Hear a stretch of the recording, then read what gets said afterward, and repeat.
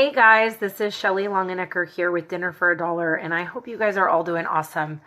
I know that I have been very quiet around here lately, and I am so sorry. We are working on getting the book available in print, which is super exciting. A lot of you have been very interested in the book, but are waiting for it to be in print or in audio format. And I am here to tell you the good news that print is coming very soon, this month, and audio is coming soon. We don't know exactly when yet, but we are working on it. So there's a lot going on behind the scenes to make Dinner for $1 available to anyone in whatever format they want to read it. So today I just wanted to jump on and share something with all of you. I've been thinking a lot about the holidays and food and how to streamline food during the holidays. And I wanted to talk about how to handle cooking fatigue when you have it. So if you have cooking fatigue, how do you handle it without just relying on takeout or drive-thrus or convenient food that doesn't meet your food goals? So anybody watching this, I just want to ask, have you ever had cooking fatigue? I'm going to raise 2 hands because there have been so many times where I've been completely sick of cooking. I don't want to cook, yet turns out every single day everybody has to eat. And being completely honest, sometimes when I have cooking fatigue, I do rely on takeout.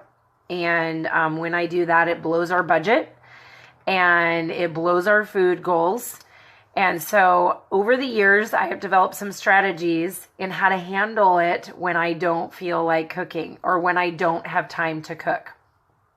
And I'm going to share those with you today. And does that mean that I never rely on takeout too much anymore, ever? Nope.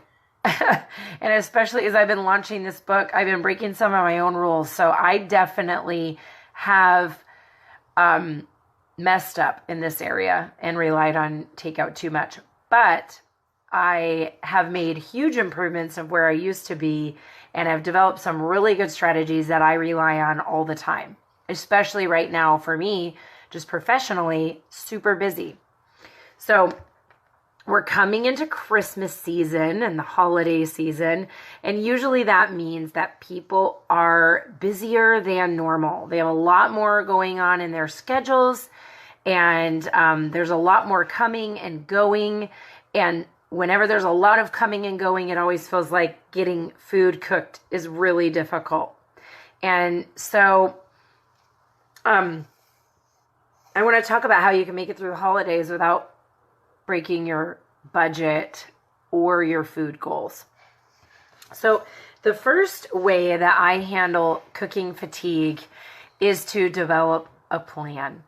And so when I notice that I am just completely sick of cooking or I'm completely slammed in time and I just can't cook, as quickly as possible, I stop and realize what's going on and I make a plan. Making a plan is like the most important part of it. And something that I share with people all the time is that a little bit of planning on the front end will save you time and money and energy on the back end. So when you're, for instance, okay, we all have to eat every day, right? Isn't that so annoying? Our children especially, they have to eat every single day. It's so annoying. So if you don't make a plan, then every single day you have to answer the question, what am I having for dinner? What is going in my kids' lunch? What am I going to serve them for breakfast? When you have to make those decisions every day, 3 times a day, it wears you out. You spend more time, more energy, and more money on food. Alternatively, if you make a plan on the front end, so for me, I grocery shop twice a month. And I make a food plan twice a month. You may grocery shop every week and make a food plan every week. Let's say that you are making 4 food plans a month, or in my case, 2 food plans a month. How much less energy is that than having to decide every single day what's for dinner, or what's for lunch, or what's for breakfast, or what's going in their school lunch? So deciding on the front end reduces a lot of the cooking fatigue. Also, if you know you're going to be coming into a busy or stressful time, you can make a plan to accommodate that schedule. So when I make my food plan, I keep my schedule right in front of me. And I look and I see, okay, we have 3 holiday productions coming up this week. We have a big race weekend where we're gone, 3 days in a row. I have deadlines for my book launch. Kevin has extra work where he's going to be gone longer hours. So when I see those schedules and I know that things are getting complicated, then I can plan simpler meals ahead of time. And I can buy things at the grocery store that are more convenient. Even though they cost a little bit more, in the end, they save me time and money and energy. So an example of that would be like a bag of chopped salad instead of buying salad that I'm going to chop myself. Obviously, that costs more money. And assuming it's not being recalled, it means that you can actually have a salad that week instead of never getting a salad that week. It might mean the difference between getting in your veggies for the day and not. Another great example of that is picking up a rotisserie chicken at the grocery store. Obviously, it's not ideal. It's more expensive. But it may help you hit your goals of avoiding the takeout and getting food on the table. So making a plan will help you reduce your cooking fatigue and help you in the middle of really stressful, hectic, busy times. The second strategy for handling cooking fatigue and super stressful times is to simplify what you consider a meal. So I actually enjoy cooking. I'm not an amazing cook, but I'm a decent cook. I can hold my own. And so simplifying what I consider a meal was actually one of the hardest things for me in this journey. And that was the reason that we had such a high food bill originally, was because I wanted to cook good meals all the time. Complicated, fancy meals all the time. Well, that's not sustainable when you have 4 kids in school and you're running 2 businesses and you're launching a book. Like I can't cook a fancy meal all the time. But I can provide, with a little bit of planning and intentionality on the front end, I can provide food that meets our food goals. So an example would be, this would make a meal: a hard-boiled egg or 2, a half of an avocado, and a handful of carrots. Okay, now when we look at that, we don't think that looks like dinner. No, we think that looks like cold food on a picnic day, right? So, but that absolutely meets my food goals. So my food goals are, it needs to be simple, allergy friendly, whole food, veggie forward, and frugal. That meets my frugal goals. It meets my food goals. It meets my time goals. And I have fed my family a meal that hits everything that we need. Now, do I want to have hard-boiled eggs and avocado and raw carrots every night for dinner? No. And you probably don't either, right? But if I can serve that and make it available in a really busy time, that meets our needs. And so simplifying what we consider makes a meal is a really good strategy for making sure that we hit our food goals and our financial goals in the middle of hectic times. The third way to handle cooking fatigue and super stressful busy times is to batch prepare any ingredients that you can ahead of time. And so some examples of this. So whenever I have time, whenever I possibly can, I double, triple, quadruple my actions in the kitchen and then save those things for later. So an example would be, if I'm chopping an onion and I have some extra time and some extra onions, I pull up my food processor and chop 6 or 8 of them and put them in bags and put them in the freezer. You can do that with bell peppers. Chop and freeze those. You can do that with sliced carrots. Peel those carrots, slice them, put them in the freezer. You can do that with celery. Almost all of our meals, almost all of our soups use sliced carrot and sliced celery. So by doing that ahead of time, I have a core ingredient of my soup completely ready, in just a few minutes in the middle of a busy, stressful week. Something that I do every single time, 100% of the time, no matter what, is whenever I cook rice, I always double it. Always. And then I take half of that rice, I put it in a Ziploc, and I freeze it. That way, at any point in time, I know that I have cooked rice in the freezer. Talk about minute rice, right? Except it's super cheap. So I love that tip. I take that rice and I might throw that into a soup. And so if I've pre-cooked my rice, I just have to toss that in. And let's say that I've pre-sliced my carrots and my celery, and I throw that in, and now all I need is a meat, and I have a soup ready in 5 minutes time, because I'm about ready to talk about how I pre-cook my meats. Whenever possible, almost 100% of the time, I double, triple, quadruple, and sometimes 8 times the amount of meat. I pre-cook it.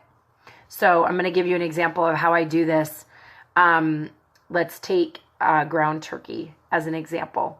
I take ground turkey, and instead of sauteing 1 pound of ground turkey on the stove when we want it, I pre-cook 9 pounds of ground turkey in a roaster pan that I have, and I portion that into 9 servings. And I keep 4 of those in the fridge, and I put 5 of them in the freezer. And so next week, when things are busy, I have 5 pounds of ground turkey in my freezer.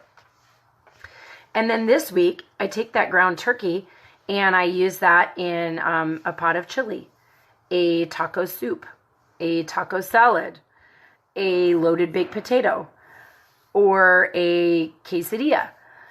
So I've taken one action of cooking turkey in the same amount of time that it takes me to cook a pound of ground turkey. I've cooked 9 pounds, and now I have a building block for 9 meals. So in the example I made earlier about soup, let's say that I have a bag of cooked rice in the freezer, and I've got my carrots and celery in the freezer, and I've got my ground turkey in the freezer, and I literally take all of those and dump those with some broth in a pot, and I have soup in 5 minutes. So simple actions of doubling, tripling, quadrupling what we're doing ahead of time can really pull us through in busy times. This week is a perfect example. Actually, it was yesterday, I cooked a pork roast, and the day before that, I cooked a ham. Normally, we don't do 2 pork products in 1 week, but it's crazy right now. Launching a book is crazy. I'm just telling you, and publishing it is even crazier. So, and now we have enough ham and enough pork roast that we can turn that into a whole bunch of meals. One more thing that I like to do ahead of time is extra cooking my potatoes. So whenever I make potatoes, I try to double them. Sweet potatoes, double them. And then I reuse those the next day in a soup, in not a salad, a loaded baked potato, a hash, a breakfast meal. So those are ways that I reuse potatoes and sweet potatoes. And then, hey, I'm on a line. And then on the last thing that I want to say about batch prepping ingredients is that whenever possible, double your meal and have that for leftovers the next day. So in our home, I don't cook lunch. We reheat lunch. And I try to make enough that anyone who possibly can have leftovers for lunch has those for lunch. And that's a really easy way for me to save time, money, and energy. So just to recap, how to handle cooking fatigue in the middle of the busy holiday season is have a plan. Planning on the front end will save you so much time and energy on the back end. Make your decision once a week or once every 2 weeks about what you're going to eat for the next week or 2. And then you don't have to decide every night what's for dinner.